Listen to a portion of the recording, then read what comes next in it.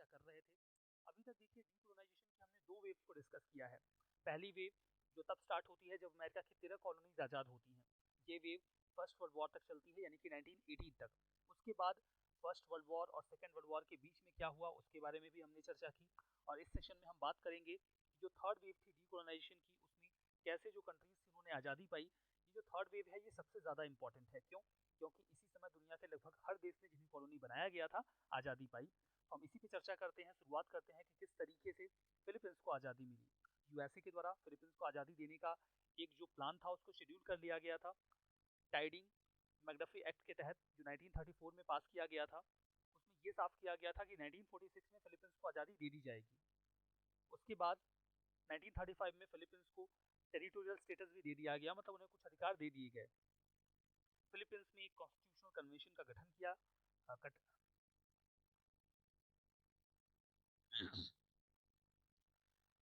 Philippines में एक constitutional convention का गठन किया गया जिसने फिलीपींस के लिए एक नए संविधान का निर्माण भी किया। लेकिन देखिए इन बिटवीन हुआ ये कि सेकेंड वर्ल्ड वॉर स्टार्ट हो गया और सेकेंड वर्ल्ड वॉर में जापान ने 1942 से 45 के बीच में फिलीपींस पर कब्जा कर लिया था। हालांकि इसकी वजह से जो प्रोसेस था वो डिसरप्ट हुआ, लेकिन डिले नहीं हुआ। और फाइनली 1946 में, जैसा कि पहले से शेड्यूल था, फिलीपींस को आज़ादी दे दी गई। मैनुअल रॉक्सस वहाँ के पहले प्रेसिडेंट बने 1946 में। तो फिलीपींस को किस तरीके से आज़ादी मिली हमने यहाँ पर चर्चा की। अब देखिए पुर्तगाल के बारे में बात करते हैं। पुर्तगाल ने अपने टेरिटरीज को, अपनी कॉलोनीज को कैसे आज़ादी दी। वैसे तो बहुत छोटा सा और गरीब देश हुआ करता था पुर्तगाल, हालांकि बाद में उन्होंने बहुत सारा वेल्थ इकट्ठा कर लिया था बिकॉज ऑफ देयर कॉलोनीज। पुर्तगाल ने बहुत ही पुरानी और बड़ी कॉलोनीज को एक्वायर कर रखा था, बहुत बड़ा एम्पायर बना रखा था। There was a fierce determination to maintain position at all cost. और पुर्तगाल अपनी कॉलोनीज को छोड़ना नहीं चाहता था, वो किसी भी कीमत पे नहीं चाहते थे कि उनकी कॉलोनीज उनके हाथ से चली जाएं। इसके लिए जब भी वहाँ पर इंसर्जेंसीज होती थी, उनकी कॉलोनीज में आज़ादी के लिए आवाज़ उठाई जाती थी, तो उन्हें बहुत ही बलपूर्वक दबा दिया जाता था, ख़त्म करने का प्रयास किया जाता था। हालांकि 1961 में जब गोवा से पुर्तगीज को भगाया गया तो फिर उनका कुछ खास बस चला नहीं और इंडिया ने गोवा को इंडिया का जो मेन लैंड था उसमें मिला लिया। 1961 में रिवोल्ट स्प्रेड होने शुरू हो गए मोजाम्बिक में और गिनी बिसाओ में। लोकेशन देखना चाहते हैं तो देख सकते हैं, ये है मोजाम्बिक, ठीक है, और ये है गिनी बिसाओ। ये पुर्तगाल की कॉलोनी हुआ करती थी, अफ्रीकन कंट्रीज हैं ये। और यहाँ पर जब रिवोल्ट स्टार्ट हो गए थे उस समय, तो पूरा प्रयास किया जा रहा था पुर्तगाल के द्वारा कि यहाँ पर ये जो रिवोल्ट हैं वो इतनी वास्ट ना होने पाए कि उन्हें आज़ादी देनी पड़ जाए। पुर्तगाल ने रिप्रेसिव मेजर्स को भी ज़्यादा तेज कर दिया जब यहाँ पर रिवोल्ट स्टार्ट हुए तो, और स्ट्रेटजिक प्रयास भी शुरू कर दिए कि उनकी जो कॉलोनीज हैं वो मेंटेन रह जाएं। 1974 में एक लेफ्ट विंग रिवोल्यूशन पुर्तगाल के अंदर स्टार्ट होती है, जिसके बाद जो ओल्ड सिस्टम था पुर्तगाल के अंदर उसे ही खत्म कर दिया गया। और जब वहां पर नई सरकार आती है तो उन्होंने जो सोवियत यूनियन का एजेंडा था उसको सपोर्ट किया, जिसमें सोवियत यूनियन ये कह रहा था, यूएसएसआर ये कह रहा था सभी देशों से कि आप कॉलोनीज को मुक्त करिए, उन्हें नए देश के रूप में स्वीकार कर लीजिए। यूएसएसआर और यूएसए दोनों ही नहीं चाहते थे कि दुनिया में कॉलोनीज बनी रहे या किसी भी देश को गुलाम करके रखा जाए, बिकॉज जो यूएसए है वो डेमोक्रेटिक प्रिंसिपल्स को प्रीच कर रहा था, जबकि यूएसएसआर जो था वो जो निचले तबके के लोग हैं सोसाइटी में जो रिप्रेस्ड रहे हैं लगातार, उनके हितों की बात करते थे। तो दोनों अगर कॉलोनीज की बात करते तो उनके लिए आइडियोलॉजिकली गलत होता। तो हर स्टैंड पर ये जो कंट्रीज थी ये विरोध कर रही थी कॉलोनीज का। तो उसी एजेंडा को सपोर्ट करते हुए 1974 में जो वहाँ की सरकार थी उन्होंने जो आज़ादी देने का प्रोसीजर था कॉलोनीज को उसको स्वीकार कर लिया। The result was very long and extremely difficult multi party civil war in Angola. देखिए हुआ ये कि कई बार जब अफ्रीकन कंट्रीज को आज़ादी दी गई तो वो अपनी एडमिनिस्ट्रेशन को, अपने गवर्नेंस को संभालने के लिए तैयार नहीं थी और उन्हें बहुत ही लंबे समय तक एक्सप्लॉइट किया गया था, उनके रिसोर्सेज को खत्म कर दिया गया था और उनका जो पूरा सोशल सिस्टम था वो डिसरप्ट कर दिया गया था। एजुकेशन, हेल्थ और जो बेसिक एमिनिटीज थी उनकी बहुत ज़्यादा कमी थी। उस स्थिति में जब उन कंट्रीज को अचानक से छोड़ दिया गया तो वहाँ पर पावर एक्वायर करने के लिए जो अलग अलग विंग्स थे वो आपस में लड़ पड़े। और बिल्कुल ऐसा ही अंगोला में भी हुआ, मोजाम्बिक में भी हुआ। हालांकि अंगोला में ये जो सिविल वॉर था ये बहुत ही बुरी स्थिति में पहुंच गया था। वैसे तो स्थिति मोजाम्बिक में भी खराब हुई थी, लेकिन ये इतनी खराब नहीं थी जितनी कि अंगोला में। तो आज़ादी पाने के बाद इन देशों ने काफ़ी लंबे समय तक स्ट्रगल किया अपने आप को स्टेबलाइज करने में। अंगोला की लोकेशन देखना चाहते हैं तो देख सकते हैं, ये है अंगोला और ये है मोजाम्बिक। तो हमने लोकेशंस के बारे में बात कर ली। एक बहुत बड़ी कॉलोनी ब्राज़ील थी पुर्तगाल की, ठीक है, तो इसके बारे में हम आगे चर्चा करेंगे कि पुर्तगाल को ब्राज़ील को कैसे आज़ादी मिली। नीदरलैंड्स की बात करते हैं। देखिए नीदरलैंड्स की लोकेशन अगर आप यूरोप में देखिए तो यहाँ पर ऑरेंज कलर में जो एक सर्कल बनाया गया है उसमें जो ऑरेंज कलर का छोटा सा बिंदु है वो है नीदरलैंड्स। आप इमेजिन कर सकते हैं कि कितना छोटा सा देश है जिसने इतनी बड़ी टेरिटरी को यहाँ पर अपनी कॉलोनी बना रखा था। The Netherlands a small rich country in western Europe, western Europe की स्मॉल रिच कंट्री थी जिसने बहुत बड़े एम्पायर क्रिएट किए थे। By 1940 it consist mostly of Dutch East Indies, now Indonesia. और जो इंडोनेशिया की लोकेशन है ये नीदरलैंड्स की कॉलोनी हुआ करती थी जिसे वो उस समय डच ईस्ट इंडीज कहा करते थे। ठीक है, the Netherlands was overrun and almost starve to death by the Nazis during the war. लेकिन नीदरलैंड्स की स्थिति बहुत खराब हो चुकी थी सेकेंड वर्ल्ड वॉर के दौरान। इन बिटवीन जापान ने डच फ्लीट को बुरी तरीके से हराकर ईस्ट इंडीज यानी कि इंडोनेशिया पर कब्जा कर लिया था। लेकिन सेकेंड वर्ल्ड वॉर में हार हो गई।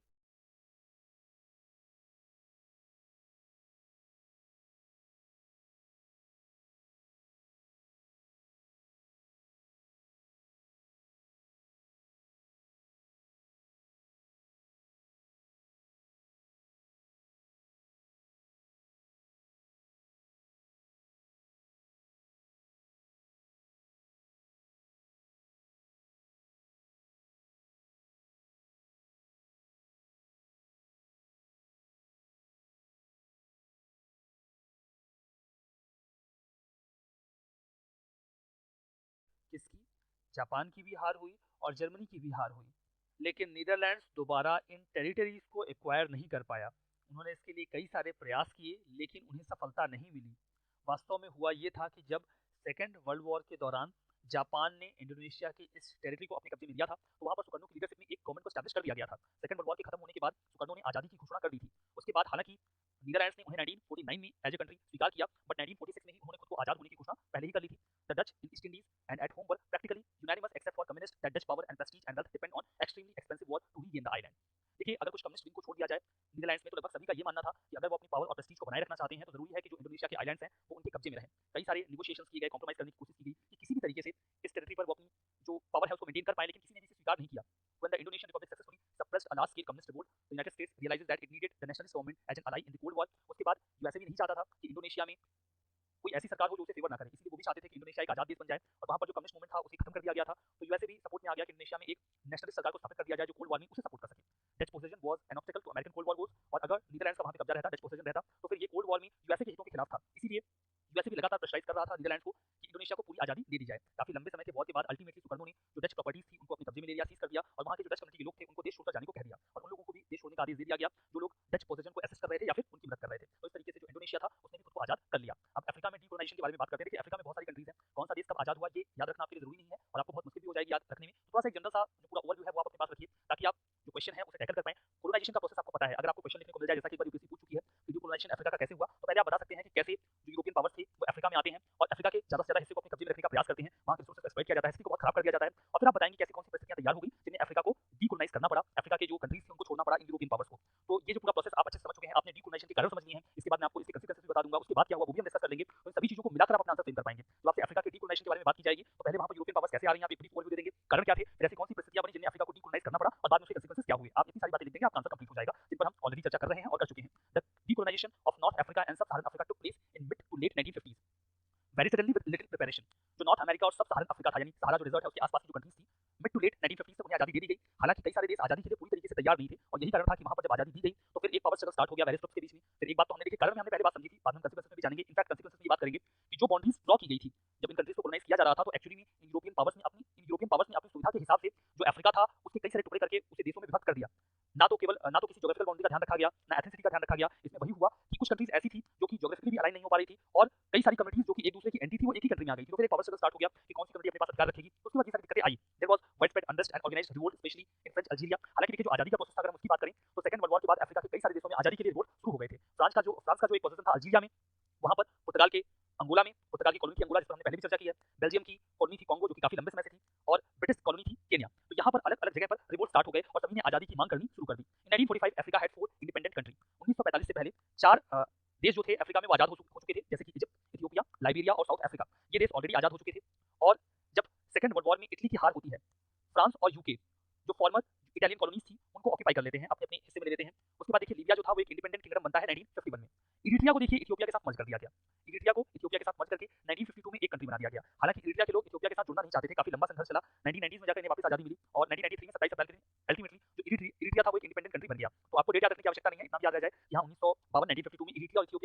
किया गया था और बाद में 1993 में इंडिया खुद को आजाद कर लेता है। इतनी बात भी काफी रहेगी। ये 1990 के दशक में आजाद होता है, इतना भी काफी रहेगा। मतलब ऐसा ना लगे कि हाँ 1952 में मर्ज किया गया था और 1960 में आजाद हो जाते हैं। कम से कम थोड़ा ओवरव्यू तो होना चाहिए, आसपास का ओवरव्यू होना चाहिए।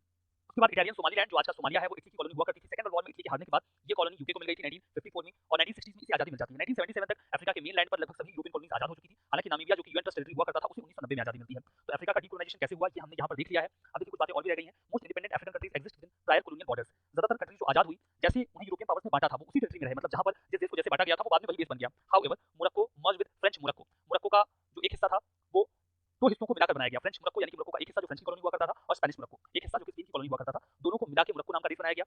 सोमालिया को ब्रिटिश सोमालीलैंड और इटालियन सोमालीलैंड दोनों को मिलाकर सोमालिया नाम का देश बनाया गया। इरिट्रिया को मर्ज किया गया था 1952 में इथियोपिया के साथ, लेकिन 1993 में अलग हो गया था, वो तो हमने डिस्कस कर ही लिया है। Most African countries became independent as republic. ज्यादातर देश रिपब्लिक के तौर पे आजाद हुए और वहां पर एक नया जो गवर्निंग सिस्टम था उसे एस्टैब्लिश किया गया। मोरक्को, लेसोथो और स्वाजीलैंड यहाँ पर मोनार्कीज रिमेन रही जिन्होंने की कॉलोनियल रूल को बाहर भगाया था। इजिप्ट और लीबिया ने जब इंडिपेंडेंस गेन की तो ये भी मोनार्की रूल को एस्टैब्लिश करते हैं, लेकिन जो दोनों कंट्रीज थी वहां पर मोनार्क को बाद में डिपोज कर दिया गया और वो भी रिपब्लिक बन गए। जो अफ्रीकन कंट्रीज थी उन्होंने कई सारे मल्टी स्टेट एसोसिएशन में कोऑपरेट किया, जिसमें एक बहुत महत्वपूर्ण है द अफ्रीकन यूनियन, जिसमें सभी 55 जो अफ्रीकन स्टेट्स हैं वो मेंबर हैं। ठीक है, इस पर अफ्रीकन यूनियन पर भी यूपीएससी क्वेश्चन पूछ चुकी है।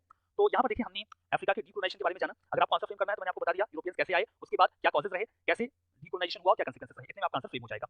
अब हम लोग डीकोलोनाइजेशन ऑफ एशिया की बात करते हैं। जापान देखिए expanded it's occupation of Chinese territory during 1930 1930 के दौरान जब जापान एक बड़ी कॉलोनियल पावर के रूप में एशिया में इमर्ज हो रहा था तो उसने चाइना की कुछ टेरिटरीज पर अपना कब्जा जमा लिया था। उन्होंने साउथ ईस्ट एशिया को सेकंड वर्ल्ड वॉर के दौरान लगभग पूरी तरीके से अपनी कॉलोनी बना लिया था। After the war Japanese colonial empire was dissolved. Japan की सेकंड वर्ल्ड वॉर में हार होती है तो जो जापान का एम्पायर था वो डिसॉल्व कर दिया जाता है और उसके बाद जैसा कि प्रयास फर्स्ट वर्ल्ड वॉर के बाद किया गया था वही प्रयास सेकंड वर्ल्ड वॉर के बाद जब करने की कोशिश की गई कि जो यूरोपियन पावर्स पहले वहां पर थी जापान की कॉलोनी बनाने के पहले उन टेरिटरीज को किसी न किसी यूरोपियन पावर ने उन्हें अपनी कॉलोनी बना रखा था, जब उन्हें वापस फिर से वहां स्थापित करने की कोशिश की गई तो वहां के लोगों ने उसका काफी बुरी तरीके से विरोध किया और कहा कि आप लोग वापस चले जाइए और हमें खुद को रूल करने दीजिए। Republic of China regained control of Japanese occupied territory in Manchuria and eastern China as well as Taiwan. जब जापान की हार होती है तो चाइना को जापानीज ऑक्युपाइड टेरिटरी जो मंचूरिया थी वो मिल जाता है, ताइवान भी उन्हें मिल जाता है। Only Hong Kong and Macau remain in outside control. केवल हांगकांग और मकाऊ ही ऐसा था जो उसके बाद उनके कंट्रोल के बाहर रहा। Allied powers divided Korea into two occupation zone. हालांकि अलाइड पावर्स ने कोरिया को दो हिस्सों में बांट लिया, नॉर्दर्न कोरिया जहां पर कम्युनिस्ट गवर्नमेंट को एस्टैब्लिश किया गया, सदर्न कोरिया साउथ कोरिया जहां पर एक डेमोक्रेटिक फॉर्म ऑफ गवर्नमेंट को एस्टैब्लिश किया गया, जो आज भी नॉर्थ कोरिया और साउथ कोरिया के रूप में है। और कुछ लोग ऐसे उम्मीद करते हैं कि भविष्य में ये दोनों कोरिया एक हो जाएंगे और कोरिया रिपब्लिक नाम का कोई एक नया देश हमारे सामने आएगा जहां पर लोग अच्छी तरीके से जीवन यापन कर पाएंगे, वहां पर शांति रहेगी। Philippines became independent of US in 1946। Philippines USA के कंट्रोल से 1946 में आजाद हुआ, ये तो हमने सबसे पहले डिस्कस किया था। Netherlands recognised Indonesia independence 1949। मैंने आपको बताया यूरोप ने 1946 में खुद को फ्री डिक्लेयर कर दिया था, बट नीदरलैंड्स ने 1949 में स्वीकार कर दिया कि हाँ ये आजाद है। 4 साल के इंडिपेंडेंस स्ट्रगल के बाद और इंडिया 1947 में आजाद होता है 15 अगस्त के दिन। ये तो आप लोग बहुत अच्छे तरीके से जानते हैं और इसे आप मॉडर्न इंडिया में डिटेल में पढ़ते भी हैं। तो इस तरीके से हमने देखा कि एशिया में जो कंट्रीज थी उन्होंने कैसे आजादी पाई। तो एक बार वो डीकोलोनाइजेशन अफ्रीका पूछ चुके हैं, मलय पेनिनसुला पूछ चुके हैं, वो एशिया पूछ सकते हैं, दुनिया का अन्य हिस्सा भी पूछ सकते हैं। बेसिक कॉन्सेप्ट आपके पास है, अब मुझे लगता है आप आंसर सेम कर लेंगे। अब एक टॉपिक और हम यहाँ डिस्कस कर लेते हैं, डीकोलोनाइजेशन ऑफ मलय पेनिनसुला। इस पर यूपीएससी क्वेश्चन पूछ चुकी है। देखिए एरिया कंटेंट्स, पहले तो आप ये जान लीजिए कि मलय पेनिनसुला में कौन-कौन से देश आ जाते हैं। अगर आपको ये बेसिक इन्फॉर्मेशन नहीं रहेगी तो आप आंसर में कुछ गड़बड़ी जरूर कर देंगे। तो जो मलय पेनिनसुला वो लैंड मास होता है जो तीन तरफ से पानी से घिरा होता है। तो यहाँ पर जो येलो कलर आपको दिख रहा है ये मलय पेनिनसुला है, यहाँ से आप ले लीजिए और ये तीन तरीके से देखिए पानी से घिरा हुआ है। यहाँ पर अंडमान सी है और यहाँ पर साउथ चाइना सी है। ठीक है, तो इसमें कौन से देश आते हैं आप ये भी जान लीजिए। ये देखिए ये जो लाइन आप यहाँ पर देख रहे हैं, ये बाउंड्री जो येलो कलर को टच कर रही है, यहाँ से अगर आप इवैल्यूएट करें तो ये म्यांमार का हिस्सा है। यानी कि जो म्यांमार का सदर्न हिस्सा है वो मलय पेनिनसुला को टच करता है, यानी कि म्यांमार भी मलय पेनिनसुला का हिस्सा है। थाईलैंड को भी आप देख सकते हैं, थाईलैंड जो है वो भी मलय पेनिनसुला का पार्ट है और मलेशिया का तो एक बहुत बड़ा हिस्सा मलय पेनिनसुला में ही आता है और यहाँ पर सिंगापुर भी है। तो टोटल 4 ऐसे देश हैं जो मलय पेनिनसुला में आ जाते हैं, यानी कि म्यांमार, थाईलैंड, मलेशिया और सिंगापुर। तो ये 4 देश मलय पेनिनसुला का हिस्सा है। इनकी पॉपुलेशन मेजरली मलायाज है या फिर चाइनीज या इंडियंस भी बहुत माइनॉरिटीज में वहाँ पर है, जिन्हें ब्रिटिशर्स काम करवाने के लिए खेतों में प्लांटेशन में काम करवाने के लिए लेकर गए थे, ये वही लोग हैं वहाँ पर। ठीक है, अब देखिए तो ब्रिटिशर्स मलेशिया में कब गए। 1700 के आसपास जो ब्रिटिशर्स थे वो मलेशिया के लोकेशन पर या मलय पेनिनसुला पर जाना शुरू कर देते हैं और 1800 के आसपास जो ब्रिटिश ईस्ट इंडिया कंपनी थी उसने पार्टली इस पूरी लोकेशन को अपने कंट्रोल में ले लिया था। At that time they begin looking for a base in Malaya. उस समय देखिए वो चाहते थे कि मलय पेनिनसुला पर उनका कोई बेस हो। कारण ये था कि इन 1786, पहले की बात कर लेते हैं फिर हम करंट पे चर्चा करते हैं। 1786 the British under Sir Francis Light occupied Penang and founded George Town and in 1800 they there was a province Wellesley. तो अगर आप इन प्रोविंसेस की लोकेशन देखना चाहते हैं तो यहाँ पर देख सकते हैं, ये जो एरो बना के आपको दिखाया गया है ये जो लोकेशन है ये जॉर्ज टाउन और पेनांग की जो लोकेशन है वो यहाँ पर मैप में शो की गई है। ठीक है, इतना जरूरी नहीं है लोकेशन जानना, बट फिर भी आपको जनरल से पिक्चर बन जाए इसलिए मैंने आपको यहाँ पे दिखा दिया है। तो कारण क्या था, आखिर मलय पेनिनसुला की इस लोकेशन पर वो क्यों अट्रैक्ट हुए, वो क्यों वहाँ जाना चाहते थे। बहुत ही सिंपल सी बात है, दुनिया के किसी भी ऐसे हिस्से पे जाना चाहते थे जहाँ से उन्हें कुछ भी रिसोर्स मिल जाए। तो ये तो बहुत सामान्य सा कारण है। अपार्ट फ्रॉम दैट जो ब्रिटिशर्स का ट्रेड था वो चाइना के साथ काफी बढ़ने लगा था और ब्रिटिश शिप्स के लिए जरूरी था कि वो एक ऐसी जगह पर पहुंच जाए जहाँ पर उनके पास एक प्रॉपर अच्छा सा बेस हो। मैंने आपको बताया था जब हम चाइना की बात कर रहे थे कि चाइना को कैसे कॉलोनाइज किया गया था। चाइना शुरू में सेक्युलरिज्म की पॉलिसी अपनाता था, बहुत ओपन करता नहीं था अपने ट्रेड को। तो इन कंपनीज के लिए जरूरी था कि इनके पास बाहर भी एक बेस हो जिसको आधार बना के वो चाइना में ट्रेड कर सकें। तो फिर इसीलिए उन्होंने मलय पेनिनसुला को अपने बेस के तौर पर डेवलप करना शुरू किया, वहां की टेरिटरीज को एक्वायर करना शुरू कर दिया। During the British rule of Malaysia Chinese labourers came to Malaya as miners. और जब चाइना पर उनका कब्जा हो गया तो चाइनीज लेबरर्स को मलेशिया लेकर आते थे जब वो छोटे होते थे, व्यापारी के तौर पे, प्लांटर्स के तौर पे, उसके बाद उनसे काम करवाया जाता था। जैसे सब साधारण अफ्रीका के लोगों को अमेरिका स्लेव्स के तौर पे लेके जाया जाता था, वैसे ही इंडिया और चाइना के लोगों को इस लोकेशन में ले जाके काम करवाया जाता था। हालांकि स्थिति उतनी बुरी नहीं थी बिकॉज़ स्लेवरी को दुनिया के अन्य हिस्सों में अबॉलिश कर दिया गया था। तो जब इन लोगों को वहां पे लेके जाया जाता था तो जॉब की पर्सपेक्टिव से लेकर जाते थे, प्रॉपर एग्रीमेंट साइन कर लेते थे कि आपको इतने समय तक काम करना है। बट जो लोग वहां पे जाते थे उनके लिए वापस आना बहुत मुश्किल हो जाता था। उनकी स्थिति स्लेव से जितनी बुरी तो नहीं थी बट मोर एंड लेस काफी बुरी हुआ करती थी। One thing the British in Malaya did successfully was they believe that Malaya must be protected from economic and cultural change. यहाँ पर ब्रिटिशर्स ने एक बात का ध्यान रखा कि उन्होंने वहां के इकोनॉमिक या या सिनेरियो में इंटरवीन करने की कोशिश नहीं की। शायद उन्होंने इंडिया से कोई सीख ली होगी, बिकॉज़ इंडिया उनकी बहुत बड़ी कॉलोनी थी और यहाँ पर जब उन्होंने कल्चरल चेंजेस स्टार्ट किए तो लोगों ने उनका विरोध शुरू कर दिया था। इसलिए उन्होंने उस लोकेशन को सिर्फ एक्सप्लॉइट किया जिस तरीके से वो एक्सप्लॉइट कर सकते थे, वहाँ पर उन्होंने इकोनॉमिक सिस्टम में या फिर कल्चरल चेंजेस को डेवलप करने की कोशिश नहीं की। तो देखिए, during world war second Malaya was overrun by Japanese troops. ये जो मलाया पेनिनसुला था, यहाँ पर जापान ने अपना कब्जा जमा लिया और जब जापान सेकंड वर्ल्ड वॉर में हार गया, the British had to put down a communist insurgency in the peninsula. तो वहाँ पर एक कम्युनिस्ट इंसर्जेंसी शुरू हो गई। ब्रिटिश को काफी स्ट्रगल करना पड़ा इस कम्युनिस्ट इंसर्जेंसी को मलाया पेनिनसुला में रोकने के लिए, खत्म करने के लिए। With increasing anti colonialism, the British found it pertinent as well as convenient to hand over the rein of power to indigenous Malaya. अब देखिए, जो एंटी कोलोनियलिज्म की एक वेव चल गई थी कि हमें आजाद होना है, आप हमें छोड़ दीजिए, हमारे हाल पर हम देख लेंगे, हमें कैसे खुद को गवर्न करना है। तो फिर ब्रिटिशर्स को भी ऐसा लगा, छोड़ दो इनको, ये जैसे खुद को गवर्न करना चाहते हैं ये कर ले। देखिए यहाँ पर एक बात अच्छी है कि ब्रिटिशर्स ने जब देखा कि हाँ अब उनके लिए मुश्किल हो रहा है कॉलोनीज को डील करना, तो उन्होंने कॉलोनीज को छोड़ दिया। बाकी जो कंट्रीज थी उन्होंने काफी जद्दोजहद की कि उनकी कॉलोनीज उनके पास ही रहें, हालांकि छोड़ना तो सबको पड़ा, बट ब्रिटिशर्स आसानी से छोड़ देते थे। यहाँ पर देखिए बिल्कुल सिंपल सा एग्जांपल है, जब मलाया पेनिनसुला को लग गया कि नहीं अब उनके लिए बड़ा मुश्किल है कि वो इसे मेंटेन कर पाए, तो उन्होंने छोड़ दिया। इंडिया के साथ भी ऐसा ही था, इंडिया को भी उन्हें लग गया कि इंडिया को कॉलोनी के तौर पर डील करना मुश्किल होगा, तो उन्होंने इंडिया को भी छोड़ दिया। बाकी जो कंट्रीज थी, फ्रेंच, पुर्तगीज, स्पेनिश, वो अपनी टेरिटरीज को छोड़ना नहीं चाहते थे। Malaya got its independence from British on August 31, 1957। 1957 को जो मलाया पेनिनसुला था उसको आजादी मिल गई, वहाँ के जो देश थे वो आजाद हो गए। हालांकि उसके बाद एक कन्फेडरेशन तैयार किया गया था, उस पर मैं आपको बता देता हूँ। तो इंपैक्ट की हम बात करते हैं कि जब ब्रिटिशर्स ने इस पूरी लोकेशन को, मलाया पेनिनसुला को छोड़ दिया, उसके बाद क्या हुआ। Moreover, the Malayan government policies of preferential treatment to indigenous Malays increased social tension in the region. जो वहाँ के इंडिजिनियस लोग थे जिनको प्राथमिकता दी जाने लगी, क्योंकि वहाँ पर कॉलोनियल रूल के दौरान चाइना और इंडिया से बहुत बड़ी संख्या जा चुकी थी, तो फिर जब वहाँ के लोकल लोगों को प्रेफरेंस दिया जाने लगा तो फिर सोशल टेंशन स्टार्ट हो गए। तो ये एक इंपैक्ट हुआ। दूसरा, पोस्ट ब्रिटिश एग्जिट के बाद वहाँ पर एक मलेशियन फेडरेशन का निर्माण किया गया था, जिसमें ये जो मलेशिया की लोकेशन है वो थी जिसे आप ब्रिटिश मलय बोल सकते हैं, नॉर्थ बोर्नियो एंड सारावॉक। तो देखिए बोर्नियो तो देश है और जो सारावॉक और सबा है वो मलेशिया की कुछ लोकेशन हुआ करती थी, और सिंगापुर। इन सभी लोगों ने मिलाकर एक फेडरेशन का निर्माण किया 1963 में। हालांकि ये फेडरेशन बहुत दिन तक चला नहीं और अपने अलग अलग इश्यूज के बाद ये अलग होना शुरू हो गया। सिंगापुर ने भी खुद को पॉलिटिकल और इकोनॉमिक डिफरेंसेस की वजह से अलग कर लिया। तो इस फेडरेशन का निर्माण किया गया बाद में, जो कि असफल रहा। Apart from news of world war 2 के दौरान इस पूरे पेनिनसुला को बहुत बुरी तरीके से बर्बाद किया गया था जापानीज ट्रूप के द्वारा। उसके पहले का जो एक्सप्लॉइटेशन था वो तो किया ही गया था। उसे डील करने के साथ साथ मलाया पेनिनसुला में ब्रिटिशर्स के जाने के बाद सोशल टेंशन, इकोनॉमिक इश्यूज और कम्युनिस्ट इंसर्जेंसी, इसे भी वहाँ की सरकार को डील करना पड़ा। तो यहाँ पर मलाया पेनिनसुला की जो डीकोलोनाइजेशन का प्रोसेस था उसको हमने डिस्कस किया। अगर ये क्वेश्चन आपके सामने आता है, आई होप आप इसे डील कर पाएंगे। अब देखते हैं कि कल्चरल, इकोनॉमिक और पॉलिटिकल इंपैक्ट क्या हुआ डीकोलोनाइजेशन का। देखिए कोलोनियल रूल के दौरान बहुत ही आर्बिट्री नेचुरल बाउंड्रीज को क्रिएट कर दिया गया था, जहां पर एथनिक और लिंग्विस्टिक ग्रुप्स जिनके नेचुरल फीचर्स अलग अलग हुआ करते थे, जो अलग अलग भाषाएं बोलते थे, अलग अलग तरीके से जीवन यापन करते थे, उन्हें एक साथ इकट्ठा कर दिया था यूरोपियंस ने अपनी सुविधा के अनुसार। ज्योग्राफिकल बाउंड्रीज का भी ध्यान नहीं दिया गया था। तो जब इन्हें बाद में देश के तौर पे स्वीकार कर लिया गया, तो वहां पर ज्योग्राफिक, लिंग्विस्टिक, एथनिक या पॉलिटिकल एफिनिटी की बहुत कमी थी। वो ना तो राजनीतिक तौर पे, ना ज्योग्राफिकली, ना भाषा के आधार पे और ना ही राजनीतिक तौर पे एक थे। तो जो टेंशन उसके बाद क्रिएट हुई वो कई बार सिविल वॉर में कन्वर्ट हो गई और बहुत सारे लोगों को कई बार अपनी जान गंवानी पड़ी इन सिविल वॉर्स में। तो ब्रिटिशर्स ने बहुत बुरी स्थिति में छोड़ा, या फिर जो अदर कॉलोनियल पावर्स थी, पुर्तगाल, स्पेन, इन लोगों ने जब भी अपनी कॉलोनीज को छोड़ा तो बहुत ज्यादा एक्सप्लॉइट करके छोड़ा और उसका जो बुरा प्रभाव था उन्होंने बहुत लंबे समय तक झेला, इंक्लूडिंग इंडिया। इंडिया अभी भी उसे बियर कर रहा है। तो देखिए इन देशों के आजाद होने के बाद इन देशों को अपने अपने खेमे में शामिल करने के लिए कोल्ड वॉर के दौरान खींचातानी शुरू हो गई। यूएसए चाहता था कि ये उनके खेमे में चले जाएं, जबकि यूएसए चाहता था कि कंट्रीज सोशलिस्ट हो जाएं। उनमें से कुछ देशों ने कैपिटलिज्म को स्वीकार कर लिया जैसे कि मलेशिया, इंडोनेशिया, और कुछ देशों ने सोशलिज्म को स्वीकार कर लिया जैसे कि इंडिया और इजिप्ट। अब देखिए सोशलिज्म जो इंडिया का था एक्चुअली वो डेमोक्रेटिक सोशलिज्म था, जहां पर डेमोक्रेसी के साथ साथ जो सोशलिस्ट प्रिंसिपल थे उनको स्वीकार किया गया था। तीसरी बात कि कुछ देश ऐसे थे जिन्होंने आजाद होने के बाद ना तो यूएसए और ना ही यूएसए के खेमे में जाना पसंद किया, तो उन्होंने नए मूवमेंट को स्वीकार कर लिया। इंडिया ने भी इसको लीड किया था, इसकी शुरुआत 1955 में हो गई थी। फरवरी 1963 में इसने एक स्वरूप एक्वायर किया, ले लिया, और कई सारे देशों ने इसमें अपने मेंबरशिप को इंश्योर किया और उन्होंने कोल्ड वॉर से दूरी बना ली।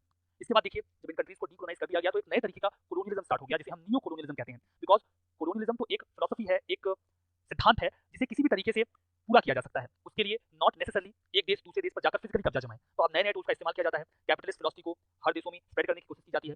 ग्लोबलाइजेशन को भी इसी का एक टूल माना जाता है, जहां पर लोगों की कल्चर और पॉलिटिकल लाइफ पर एक कंट्री अपने प्रभाव को जमाना शुरू कर देती है। तो नए नए तरीके से एक इकोनॉमिक न्यू कोलोनियलिज्म का कॉन्सेप्ट दिया रहा है, जहां पर एक देश किसी दूसरे देश को इतना ज्यादा इकोनॉमिकली सबऑर्डिनेट कर देता है कि वो देश जो ऐसी कंट्री है जिसने इकोनॉमिकली सबऑर्डिनेट किया है उस देश को, उसकी बात मानने को बाध्य हो जाता है। जैसे एक कंट्री ए है, आप हिडन बैकग्राउंड में चाइना रख लीजिएगा, और ये कंट्री बी है। अब ये जो कंट्री ए है वो बी को इतना ज्यादा लोन देती है कि बी उसे चुका नहीं पाता, और फिर जो स्ट्रेटेजिक इश्यूज हैं, पॉलिटिकल इश्यूज हैं, उसमें कंट्री बी को कंट्री ए की बात माननी पड़ जाती है। तो ये भी एक तरीके का कोलोनाइजेशन ही है, जिसे कंट्रीज अलग अलग तरीके से स्प्रेड करने का प्रयास कर रहे हैं।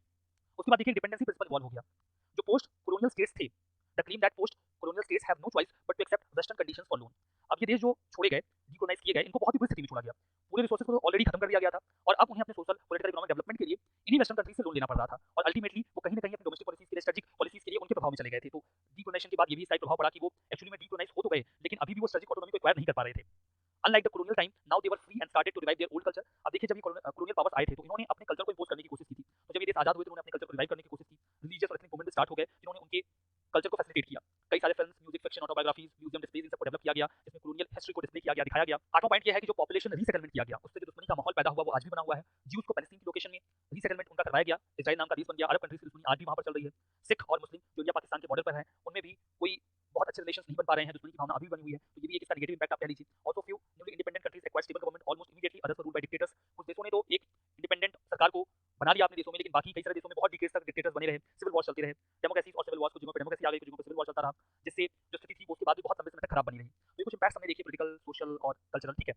अब देखिए डीकोलोनाइजेशन के बाद क्या हुआ, a few newly independent countries acquired stable government, बहुत कुछ ही ऐसे देश थे जो स्टेबल गवर्नमेंट को बना पाए, और बाकी सब में तो जो रूलर्स थे वो अपने तरीके से शासन कर रहे थे, और जो लोग थे उनकी स्थिति वैसी ही बनी रही, उनकी स्थिति में कुछ खास सुधार नहीं आया। कुछ यूरोपियन गवर्नमेंट्स ने जो उनकी कॉलोनीज के साथ रिलेशनशिप को वेलकम किया, जबकि कुछ जो देश थे उन्होंने अपनी कॉलोनीज के साथ अच्छे रिलेशन को रखने से मना कर दिया। The process of decolonisation coincided with new cold war.